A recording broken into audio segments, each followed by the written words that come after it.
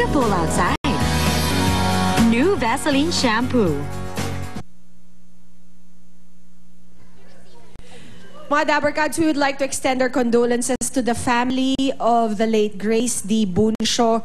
Her body lies in state at Loyola Cubao and interment will be tomorrow. Lynn? Iza? Thank you very much, Pia. Mga Dabarkads, bukas makakasama natin sina Pia Arkin and Elmo Magalona at may magandang balita sila para sa ating lahat.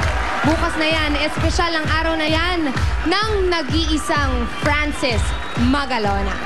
At this point, gusto namin batiin ng happy birthday sina Lance Kirkstein Matugina or Kirkstein Matugina, Thea Francine D. Picardal. And of course, thank you. Thank you sa ating studio audience na nakisaya sa amin. Mga Dabarkads natin sa bahay, ang mga ka-Facebook at ka-Twitter natin. At bukas, sama-sama ulit tayo sa isang masayang tanghalian dito lang sa Eat Bulacan!